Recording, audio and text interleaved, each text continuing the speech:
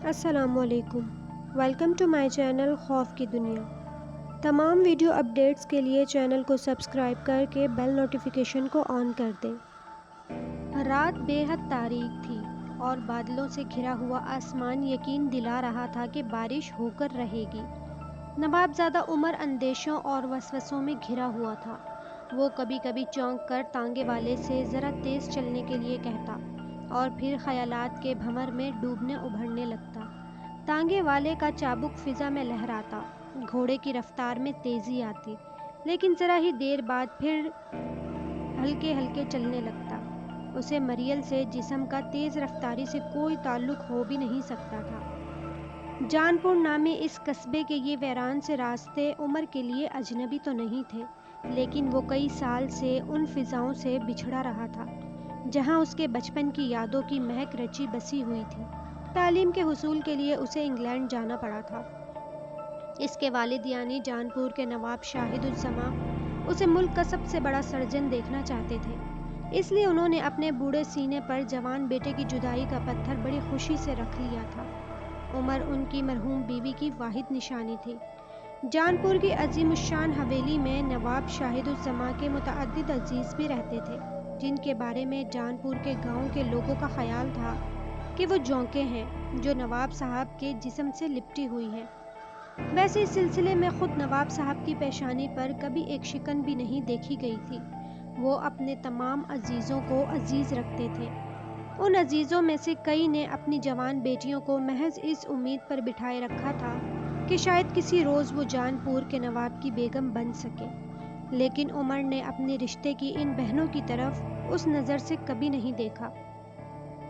حقیقت یہ تھی کہ اس نے شادی کے بارے میں کچھ سوچا ہی نہیں تھا۔ انگلینڈ جا کر بھی وہ صرف تعلیم کی طرف متوجہ رہا۔ مغرب کی رنگین فضاؤں کا نشہ بھی اس کے قدموں کو نہیں ڈگمگا سکا تھا۔ ہمتاً اپنی تعلیم ہی میں مصروف رہتا، لیکن اچانک اسے جان پور سے ایک ٹیلی گرام ملا جس کے 2 فقرے اس کے ہوش و حواس اڑا دینے کے لیے کافی تھے۔ اس نے فوراً ہی ایئرپورٹ کا رخ کیا۔ پہلی فلائٹ میں تو جگہ نہیں مل سکی، لیکن دوسری فلائٹ میں سیٹ مل گئی۔ اس نے ٹکٹ لینے کے بعد ایک ٹیلی گرام جان پور بھیج دیا کہ وہ فلاں فلائٹ سے پرواز کر رہا ہے، لیکن اتفاق ایسا ہوا کہ اسے پہلی ہی فلائٹ میں جگہ مل گئی۔ ہوا یہ تھا کہ ایک مسافر نے اچانک طبیعت خراب ہونے کے باعث اپنا سفر ملتوی کر دیا تھا۔ طیارہ جب اس کے وطن کے ہوائی اڈے پر اترا تو کوئی بھی اس کا استقبال کرنے کے لیے موجود نہیں تھا۔ ظاہر ہے کہ اس کی آمد تو 4 گھنٹے بعد کی فلائٹ سے متوقع تھی۔ بہرحال وہ بھاگم بھاگ ریلوے اسٹیشن پہنچا اور صرف آدھے گھنٹے کے انتظار کے بعد اسے پیسنجر ٹرین مل گئی۔ 2 گھنٹے کا سفر تھا۔ جب وہ جان پور کے چھوٹے سے ویران اسٹیشن پر اترا تو رات کے 11 بج رہے تھے۔ ظاہر ہے کہ یہاں بھی اس کا استقبال کرنے کے لیے کوئی نہیں تھا۔ خوش قسمتی سے اس کو اسٹیشن ماسٹر نے پہچان لیا اور اپنا ذاتی تانگا کوچوان سمیت اس کے حوالے کر دیا تاکہ وہ جلد از جلد حویلی پہنچ سکے۔ گھوڑے کی رفتار بتا رہی تھی کہ حویلی پہنچنے میں آدھا گھنٹہ ضرور لگے گا۔ عمر کے لیے یہ آدھا گھنٹہ ایک قیامت بن گیا۔ بار بار اسے اپنا دل بیٹھتا ہوا سا محسوس ہوتا رہا۔ بار بار اسے یہ خیال آ رہا تھا کہ کہیں دیر نہ ہو جائے۔ خدا خدا کر کے تانگا حویلی کے سامنے پہنچا۔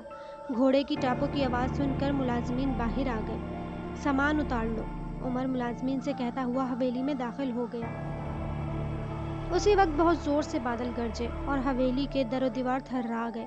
یوں معلوم ہوتا تھا جیسے بنیادیں ہل گئی ہوں۔ عمر تقریباً دوڑتا ہوا نواب شاہد الزماں کے کمرے میں داخل ہوا۔ تمام عزیز و احباب وہاں موجود تھے۔ صاف معلوم ہو رہا تھا کہ نواب صاحب کی آخری گھڑیاں آ پہنچی ہیں۔ ابا جانی، عمر کی آواز پتھرائی ہوئی تھی۔ بوڑھی آنکھیں ایک دم کھل گئی جیسے ان کو اسی آواز کا انتظار تھا۔ ان کے ہونٹوں پر خفیف سی مسکراہٹ تھرائی اور ہمیشہ کے لیے جامد ہو گئی۔ روح نے جسم کا ساتھ چھوڑ دیا تھا۔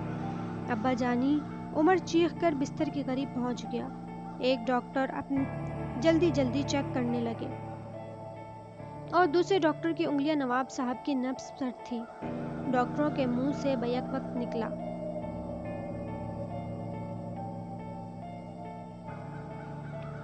انا للہ و انا الیہ راجعون۔ سینے میں تڑپتی ہوئی محبت ایک چیخ کی صورت میں عمر کے منہ سے نکلی اور ساتھ ہی سارا کمرہ نواب صاحب کے اعضاء کے رونے کی آوازوں سے گونج اٹھا۔ باہر زور زور سے بادل گرج رہے تھے۔ نواب صاحب کو ان کی آخری منزل پہنچا کر جب سب لوگ واپس حویلی آئے تو عمر کو ساری حویلی ویران ویران محسوس ہوئی۔ جان پور کے معززین اور اعزاء کے ہجوم کے باوجود عمر کو سناٹے کا احساس ہو رہا تھا۔ ایک ایسی خلا نظر آ رہی تھی جس کو پر کرنا غیر ممکن معلوم ہو رہا تھا۔ وہ سب کچھ چھوڑ چھاڑ کر نواب صاحب کی خوابگاہ میں جا پہنچا اور اندر سے دروازہ بند کر کے بستر پر ڈھیر ہو گیا۔ یہ اس کے باپ کا بستر تھا۔ شاید وہ اس پر اس لیے لیٹا تھا کہ باپ کی آغوش کا تصور کر سکے، وہ آغوش جو اس سے روٹھ چکی تھی۔ وہ خالی خالی نظروں سے سامنے والی دیوار کی طرف دیکھتا رہا۔ دیکھتے دیکھتے یوں ہی اسے خیال آیا کہ برسوں قبل جب وہ چھوٹا سا تھا اس وقت یہ دیوار سپاٹ نہیں تھی۔ اس دیوار میں ایک دروازہ تھا جو نواب بیگم یعنی عمر کی ماں کے کمرے میں کھلتا تھا۔ وہ اس وقت انتقال کر گئی تھی جب عمر صرف 5 سال کا تھا۔ نواب صاحب اپنی بیگم سے بے پناہ محبت کرتے تھے۔ ان کی دائمی جدائی نے ان کو نیم پاگل کر دیا تھا۔ وہ اپنے لخت جگر عمر سے بیگانہ ہو کر رہ گئے تھے اور پھر ان پر کچھ ایسی ہی وحشت سوار ہوئی کہ وہ سب کچھ چھوڑ چھاڑ کر دنیا کی سیاحت پر نکل گئے۔ عمر کو انہوں نے اس کے اتالیق کے سپرد کر دیا تھا۔ وہ کئی سال تک اپنے وطن سے دور رہے اور اس دوران شریف اور مدبر اتالیق نے حق ادا کرنے میں کوئی کسر نہیں اٹھا رکھی تھی۔ 6 سال بعد اچانک نواب صاحب واپس آ گئے۔ عمر نے اپنے رشتے کے چچا انور سے سنا تھا کہ جب نواب صاحب واپس آئے تھے تو بے حد گھبرائے ہوئے اور وحشت زدہ سے تھے۔ وہ گھبراہٹ اور وحشت کافی دن تک قائم رہی تھی اور پھر اچانک ایک روز انہوں نے معماروں کو بلوا کر اس دروازے میں اینٹیں چنوا دی تھیں جو ان کی مرحوم شریک حیات کی خوابگاہ میں کھلتا تھا۔ اس کے بعد نواب صاحب کی حالت سنبھلتی چلی گئی اور ہفتہ 10 دن بعد وہ اتنے مطمئن نظر آنے لگے تھے جیسے انہوں نے کسی شیطان سے نجات حاصل کر لی ہو۔ کوئی نہیں جانتا تھا کہ نواب صاحب نے وہ دروازہ کیوں بند کروایا تھا۔ نواب صاحب نے اس سلسلے میں کچھ بتانے کی ضرورت نہیں سمجھی تھی اور ان سے پوچھنے کی ہمت کوئی نہیں کر سکتا تھا۔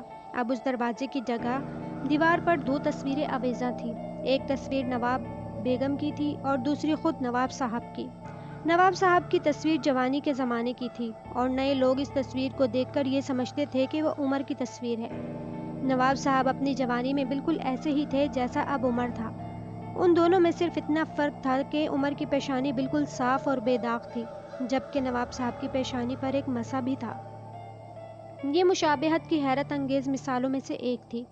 عمر کے شب و روز اس طرح گزر رہے تھے جیسے کانٹوں پر بسر ہو رہے ہوں۔ اس نے اپنی زندگی کا زیادہ حصہ باپ کے ساتھ نہیں گزارا تھا، لیکن اس کے دل کی تڑپ ایسی تھی جیسے باپ کا وجود ہی اس کے لیے سب کچھ رہا ہو۔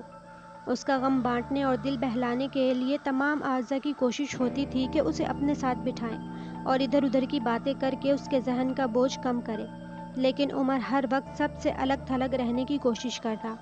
وہ حویلی سے باہر کبھی نہیں نکلتا تھا، باغ میں ٹہلتا رہتا یا باپ کے کمرے میں جا لیٹتا۔ ایک روز کمرے میں لیٹے لیٹے ہی اسے خیال آیا کہ کیوں نہ وہ اس دیوار کو توڑوا کر اپنی ماں کے کمرے کو دیکھے۔ اس نے سن شعور کو پہنچنے کے بعد وہ کمرہ بھی نہیں دیکھا تھا۔ اس نے سوچا ہو سکتا ہے ماں کے کمرے میں پہنچ کر اس کے بے چین دل کو کچھ سکون محسوس ہو سکے۔ وہ لیٹے لیٹے ایک دم اٹھ کر بیٹھ گیا اور اپنے خصوصی ملازم سلیم بابا کو آواز دی۔ بوڑھا سلیم بابا ہم وقت کمرے کے قریب ہی رہا کرتا تھا کہ نہ جانے کب چھوٹے سرکار کو کسی چیز کی ضرورت پڑ جائے۔ وہ پہلی آواز پر کمرے میں پہنچ گیا۔ سلیم بابا، عمر نے دھیمی آواز میں کہا، تم جانتے ہی ہو کہ اس دیوار میں کبھی ایک دروازہ بھی تھا۔ جی ہاں چھوٹے سرکار۔ سلیم بابا نواب صاحب کا 30 سالہ نمک خوار تھا۔ اب میں اس دروازے کو کھلوانا چاہتا ہوں، تم کسی کو بھیج کر مزدوروں کو بلوا لو۔ بہت اچھا چھوٹے سرکار۔ سلیم بابا کے جانے کے بعد عمر نے سگریٹ سلگائی اور کش لگاتا ہوا کمرے میں ٹہلنے لگا۔ وہ چاہتا تھا کہ جلد از جلد دروازہ کھل جائے اور وہ اپنی ماں کے کمرے میں پہنچ کر سکون قلب حاصل کرے۔ دروازے پر آہٹ سن کر وہ اس طرف متوجہ ہوا۔ چچا انور کمرے میں داخل ہو رہے تھے۔ عمر نے جلدی سے اپنا دایاں ہاتھ پشت پر کر لیا جس میں سگریٹ دبی ہوئی تھی۔ اس کے پیچھے تپائی تھی جس پر ایش ٹرے رکھا ہوا تھا۔ عمر نے مڑ کر دیکھے بغیر سگریٹ کو ایش ٹرے میں مسل دیا اور پھر اپنے چچا کی پذیرائی کے لیے جلدی سے آگے بڑھ آیا۔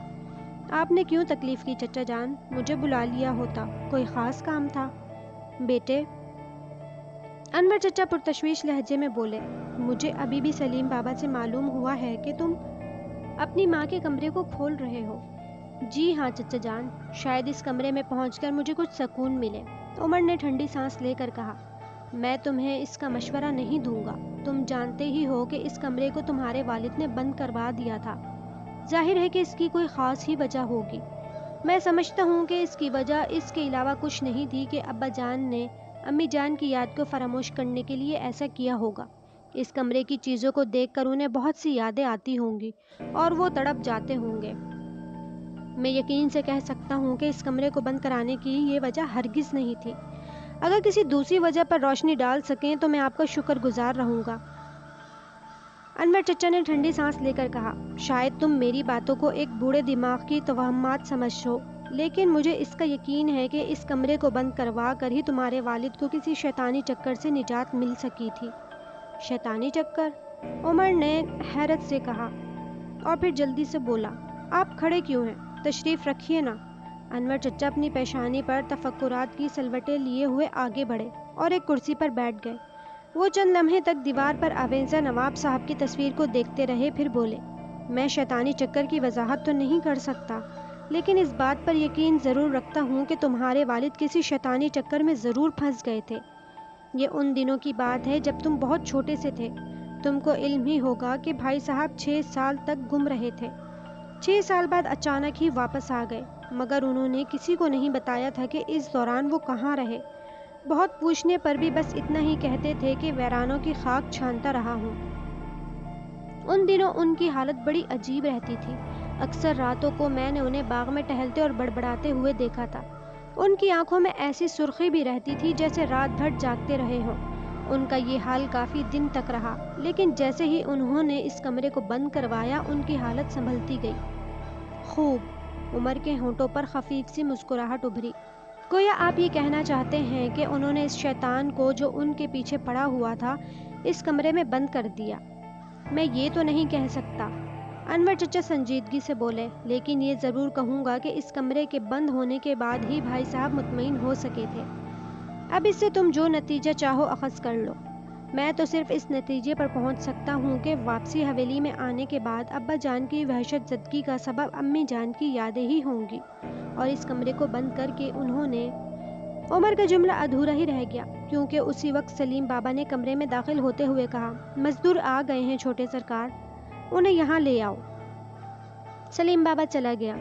انور چچا کے چہرے سے صاف ظاہر ہو رہا تھا کہ وہ بے حد فکر مند تھے۔ اچانک وہ کھڑے ہو گئے اور بولے، بیٹے، ایک بزرگ کی حیثیت سے میرا فرض تھا کہ تمہیں سمجھا دوں۔ اب یہ تمہارا فعل ہے کہ میرے مشورے کو کتنا اہم سمجھتے ہو۔ میں آپ کا مشورہ ضرور مانتا چچا جان، لیکن آپ 20ویں صدی میں رہ کر 15ویں صدی کی باتیں کر رہے ہیں۔ شیطانی چکر آج کل نہیں چلا کرتے۔ ہو سکتا ہے تم ٹھیک کہہ رہے ہو۔ انور چچا نے کرسی سے اٹھتے ہوئے دھیرے سے کہا اور لمبے لمبے ڈگ بھرتے ہوئے کمرے سے نکل گئے۔ یہ بوڑھے لوگ بھی عجیب ہی ہوتے ہیں، عمر شاہ نے جھٹکتا ہوا بڑبڑایا۔ اتنے میں سلیم بابا مزدوروں کو لیے ہوئے کمرے میں آیا اور عمر سے 2-1 باتیں سمجھنے کے بعد تینوں مزدور اپنی کدالیں سنبھال کر دیوار پر ٹوٹ پڑے۔ اندھیرا پھیلنے لگا تھا۔ عمر نے لائٹ آن کی اور سگریٹ پیتا ہوا مزدوروں کی طرف دیکھتا جا رہا تھا۔ جیسے جیسے دیوار ٹوٹ رہی تھی ویسے ویسے اب عمر کی دل کی دھڑکنیں بھی تیز ہوتی جا رہی تھی۔ انور چچا کے فکرے اس کے کانوں میں گونجنے لگے تھے۔ وہ بار بار سر جھٹک کر ان خیالات کو ذہن سے الگ کرتا، لیکن وہ پھر آ چپکتے۔ دیوار پر کدالوں کے ٹکراؤ سے دھماکے ہوتے رہے اور ہر دھماکے پر دیواریں لرزتی ہوئی محسوس ہوتی رہی۔ کچھ دیر بعد دیوار میں اتنا بڑا سوراخ ہو چکا تھا کہ 2 آدمی بیک وقت اندر داخل ہو سکتے۔ اس سوراخ کا وجود میں آنا تھا کہ عمر کے ذہن میں آندھیاں سی چلنے لگی۔ وہ کمرے میں داخل ہونے کے لیے بےتاب ہو گیا۔